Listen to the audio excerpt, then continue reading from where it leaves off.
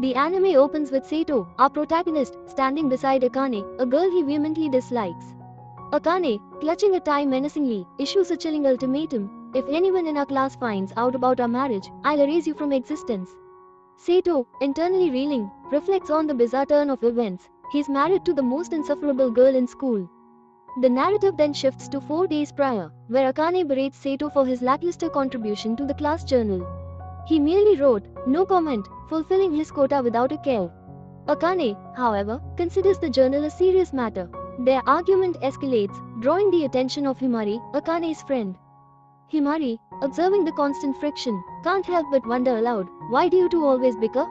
Akane, without missing a beat, declares, "I'd love to break his face with my shoes." Seto, unfazed, retorts with juvenile insults. The arrival of Shise, Saito's cousin, introduces a contrasting dynamic.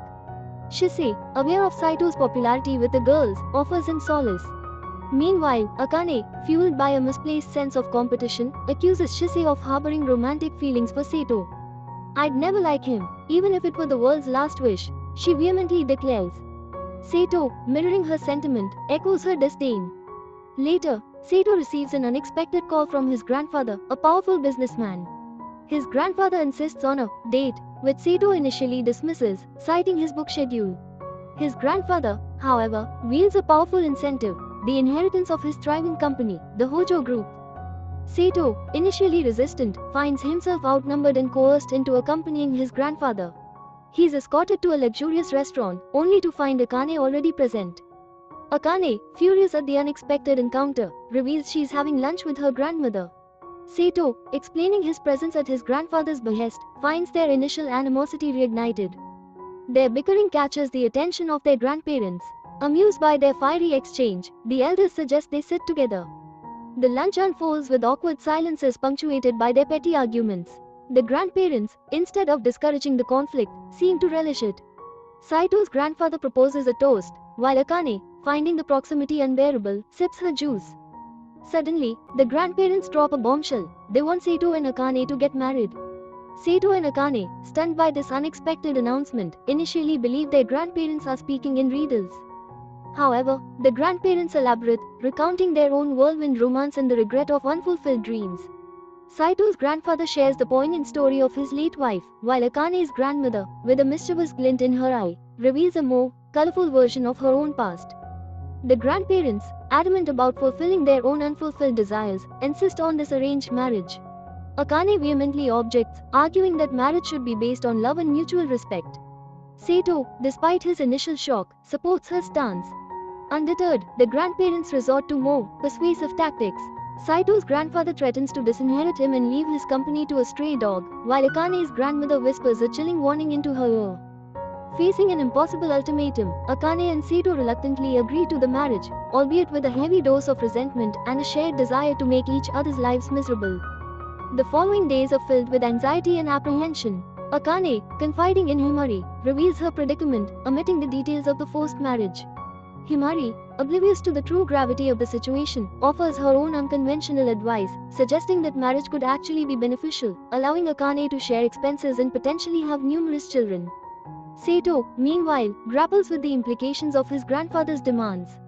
He contemplates his future, weighing the allure of his grandfather's company against the prospect of a life dictated by his elders. The day of the wedding arrives. The grandparents, with a mischievous glint in their eyes, declare them already married. To their horror, Seto and Akane discover that their new home is already prepared. Trapped in their shared space, the initial sparks of hostility escalate into a full-blown domestic war. Their attempts to maintain separate lives are constantly thwarted by the grandparents' meticulous planning, which includes a single bed and a strategically placed pizza delivery. As the night unfolds, their initial animosity gives way to an unexpected sense of awkward intimacy. A shared pizza, accidental physical contact, and a growing awareness of each other's presence create a strange undercurrent of tension. The episode concludes with Akane threatening Seto with a pencil in the chilling reminder of her earlier vow: "If anyone finds out about this, you're dead." Akane vehemently warning Seto, "Don't even utter the word marriage." Their classroom entry is met by Himari's curious gaze. "What were you two talking about?" Himari inquires. Akane deflects, "Nothing, I was simply refusing to speak to him." Meanwhile, Seto nervously faces Akane. "Did you change your shampoo?" Where were you last night? She demands. Sato, flustered, remains silent. I discovered you're married, she reveals, cutting him off. Grandpa and company were acting strangely. I investigated and found out you married. Akane. Sato is stunned. He drags her to the rooftop, demanding an explanation. Why did you keep your mouth shut? She scolds. Sato, speechless, can only offer a sheepish grin. You need a bribe, she declares, cornering him.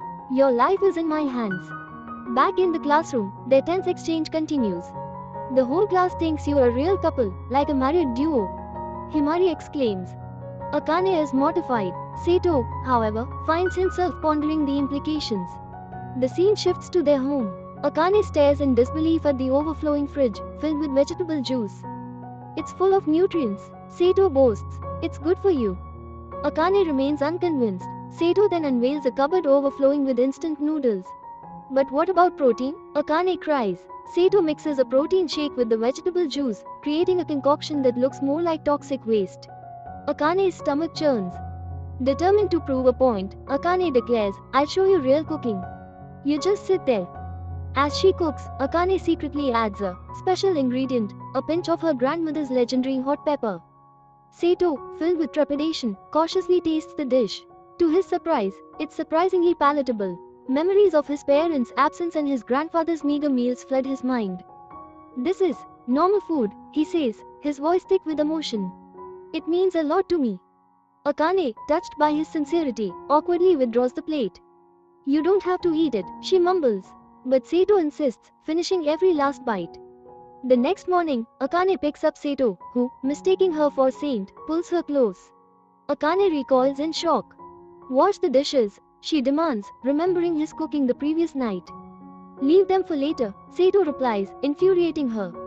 Days later, Akane confronts Sato about his messy habits. I only shower once a month, he exclaims, oblivious to her horror. I want to live a hygienic life. Akane laments. Sato sighs, we have different interests. I'm not going to change for you. Their contrasting lifestyles become increasingly apparent. Sato enjoys playing violent video games, while Akane shudders at the sight of them. When she tries to distract him, he accidentally deletes his saved game, plunging into a deep depression. Later, Sato attempts to take a bath. The bathroom is eerily silent, save for the ominous croaking of unseen creatures. Terrified, he flees the room, only to discover the source of the noise, a flock of sleeping crows. Akane, initially frightened, realizes Sato was only trying to help. The next day, Akane confides in Himari, seeking advice on mending fences with her best friend, Sato. Himari encourages open communication. Meanwhile, Sato discusses his predicament with his friend Shinshi. Everyone has different preferences, Shinshi advises. The key is understanding and compromise. Inspired, Sato decides to initiate a conversation with Akane. We need to talk, he declares. Akane, equally determined, agrees. Their meeting commences. Akane outlines her demands, shared housework. Sato, initially reluctant, concedes. Then, it's Saito's turn. Can you be a little careful around me? I'm smaller than you, he requests, sheepishly. Akane, outraged, accuses him of expecting her to tolerate harassment. It's not intentional, Sato pleads. Akane reluctantly agrees to his request. She then imposes her own condition. Sato must wear headphones while playing his violent games. Sato, remembering Shinshi's advice, introduces a new concept, expressing gratitude. You should always thank me for my cooking, even if it's not perfect, he suggests. Akane, intrigued, agrees. That evening, Akane prepares a surprisingly delicious dinner. This is amazing, Sato exclaims, genuinely impressed. Akane beams with pride. Later, as Sato washes the dishes, Akane offers to help. Too many dishes for one person, she explains. Sato, watching her, realizes that perhaps this forced marriage might not be so unbearable after all. Akane, visibly hesitant, approaching Sato. Hey, Sato, she begins, her voice a nervous tremor. I rented a movie. It's really cheap, so, would you want to watch it with me? Sato, surprised by her unusual invitation, readily agrees. However, a wave of dread washes over him. He knows Akane's taste in movies. It's unique, to say the least. The movie begins. Akane beams, excited, but Sato is already drifting off. The film, as he feared, is an endless loop of cats playing. A 24-hour loop. Akane, oblivious to his suffering, insists it's his turn to choose. You always watch your boring action movies, she declares. Let's play my favorite games.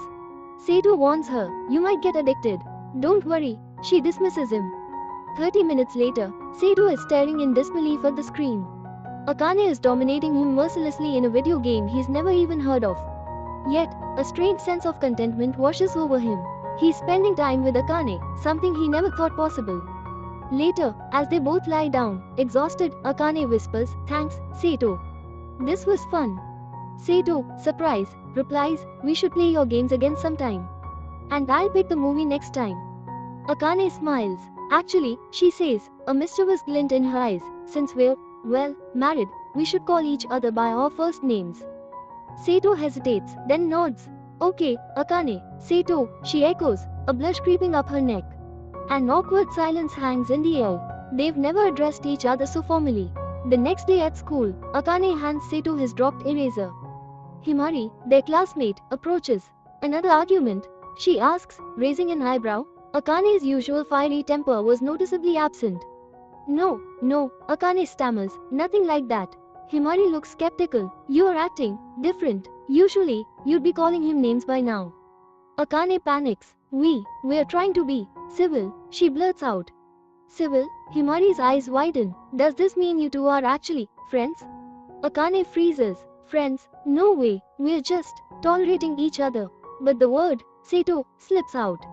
Himari's eyes narrow. "Seto," she repeats slowly. "Interesting." Akane, feeling the heat rising, makes a hasty excuse and flees. Himari watches her go, a thoughtful expression on her face. Meanwhile, Seto is deep in thought, a textbook on communication skills open in front of him. "Mirror," he says to his reflection, "any advice?" The mirror, his imaginary confidant, smirks. "Improving your relationship with Akane? Excellent. My guidance has been invaluable, hasn't it?" "You've been helpful," Seto admits grudgingly. "Of course," the mirror replies. "Now, why communication skills? Are you planning to confess your true feelings?" Seto blushes. "No, I just want to understand her better. My previous tricks have worked surprisingly well." He refers to his past attempts at unknowing Akane, which, oddly enough, seemed to have brought them closer. Later that day, Seto calls Akane. "Hello," Akane answers, her voice sharp. "Why are you calling me? I told you I don't want to talk to you at school." "I know," Seto says. "I was wondering if you're free after school." Akane is instantly thrown off guard. "Free? Why?" "I was thinking," Seto continues, his voice hesitant, "we could go shopping together. It's a hassle to go alone." Akane's face flushes. "Shopping?" she repeats, her voice trembling. Are you asking me on a date?" Seto stutters. "And no, of course not. I thought it might be fun." Akane, relieved, starts laughing. "Me too. I thought you were asking me out." They both laugh awkwardly, the tension easing. "So," Seto says, "where should we meet?" Akane is nervous. This isn't a date, she keeps reminding herself. Just shopping. As she waits for Seto, she spots Shisha, a notorious bully, eyeing her suspiciously. Shisha follows her, but Akane manages to lose him in the crowd. Finally, Seto arrives. They both feel a strange awkwardness, unsure of what to say. They wander through the market, Seto picking up random items. "Seto," Akane exclaims, "check the prices, don't just grab everything." They reach the meat section, a chaotic battlefield of shoppers. Akane, a seasoned veteran of supermarket brawls, prepares for the onslaught. But before she can even react, she is knocked to the ground by a rogue elbow. Seto, attempting to help, suffers the same fate. They lie on the floor, breathless and laughing. "We lost," Seto says, grinning. "We'll get them next time," Akane declares, her competitive spirit reignited. Later, as they walk home, Seto remarks, "You'd make a good wife someday." Akane blushes. "I am married," she reminds him. Seto chuckles. "Right, married." A comfortable silence falls between them. Back at home, Akane is unable to sleep. She notices Seto stirring in his bed. He reaches out to touch her cheek. "Hey," Akane jumps back. "Pervert. What are you doing?" Seto, startled, stumbles out an apology. I'm sorry, you looked so peaceful while sleeping." Akane stares at him, disbelief clouding her eyes. "You were going to touch me?" I just thought you looked cute," he mumbles. Akane, after a moment of stunned silence, allows him to touch her cheek. "Okay," she whispers. Seto, emboldened, gently strokes her hair. The next morning, both Akane and Seto are unusually awkward. Akane burns breakfast, and Seto struggles to put on his clothes. On their way to school, they stop at a bakery. Seto buys a loaf of bread and offers to share. Himari, observing them from afar, raises an eyebrow. Sharing bread, are we? She muses. Akane, noticing Himari, quickly denies it. These are just my favorites. I bought too many. Seto, annoyed, snaps, they're my favorites too. The bickering resumes, much to Himari's amusement.